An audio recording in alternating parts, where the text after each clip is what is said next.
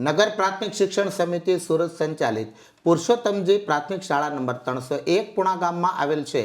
નમસ્કાર, હું વિનોદ પટેલ બોલે ગુજરાતમાં આપનું સ્વાગત છે. પુરુષોત્તમજી શાળામાં વાર્ષિકોત્સવ યોજાયો, જેમાં શાળાના બાળકો વાલીઓ માટે વાર્ષિક ઉત્સવ કાર્યક્રમ તારીખ 1/1/2026 ને ગુરુવારના રોજ આઠમની સંધ્યાના રંગો સાથે યોજવામાં આવેલ. નગર પ્રાથમિક શિક્ષણ સમિતિ સુરત સંચાલિત પુરુષોત્તમજી પ્રાથમિક શાળા નંબર 301 પુણા ગામમાં આવેલ છે. નમસ્કાર, હું વિનોદ પટેલ બોલે ગુજરાતમાં આપનું સ્વાગત છે. પુરુષોત્તમજી શાળામાં વાર્ષિક યોજાયો, જેમાં શાળાના બાળકો અને વાલીઓ માટે વાર્ષિક ઉત્સવ કાર્યક્રમ 1/1/2026 ને ગુરુવારના રોજ આથમતી સંધ્યાના રંગો સાથે યોજવામાં આવેલ.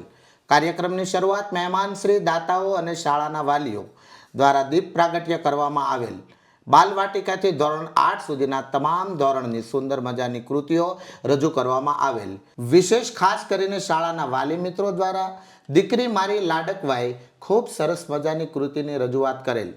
શાળાના આચાર્ય શ્રી છાયાબેન પાવાગઢી દ્વારા આમંત્રિત મહેમાનો શ્રીઓને શબ્દોથી સ્વાગત કરેલ તથા શાળાની પ્રગતિઓનો અહેવાલ રજૂ કરવામાં આવેલ. શાળાના બાળકો માટે શિક્ષક મિત્રો દ્વારા આખા વર્ષ દરમિયાન ખૂબ સરસ મજાની એક્ટિવિટી, યોગાસન, પ્રાણાયામ, વિજ્ઞાન મેળા, સાંસ્કૃતિક મેળા, આનંદ મેળા વગેરેનું આયોજન કરવામાં આવેલ છે. તેનો સુંદર અહેવાલ રજૂ કરેલ છે અને વાલીઓ મહેમાન દ્વારા દરેક કૃતિને દાન આપીને બાળકોને ખૂબ જ પ્રોત્સાહિત કરેલ. રાજ્ય સરકાર દ્વારા અવનવી લેવાતી પરીક્ષાઓ જે બાળકો ઉત્તીર્ણ થયા છે તેમને પણ ઇનામ આપીને પ્રોત્સાહિત કરવામાં આવેલ.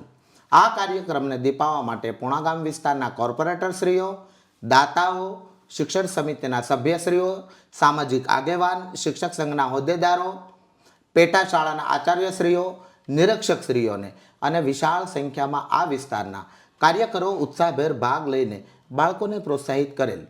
આ કાર્યક્રમનો સમગ્ર સંચાલન શબ્દસારથી શ્રી જનકભાઈ માવણીએ સુંદર મજાના શબ્દોથી કરેલ. ઉપરાંત શાળાના શિક્ષકશ્રીઓ સંજયભાઈ ધામેલિયા, રાકેશભાઈ ઇટાળિયા, શ્રીમતી કૈલાશબેન લાડ, નિમિતલબેન કામદારે ખૂબ જ સાથ સહકાર આપીને કાર્યક્રમને સફળ બનાવેલ. અંતમાં રાષ્ટ્રગીત ગાઈને કાર્યક્રમને પૂર્ણ કરવામાં આવેલ. આ સ્ટોરી લખી છે અમારા સાથી મિત્ર વિનોદભાઈ પટેલ તેમજ કેમેરા પાછળ રહેલ હેત પટેલ. વંદે માતરમ. ફરી મળશું નવા સમાચાર સાથે.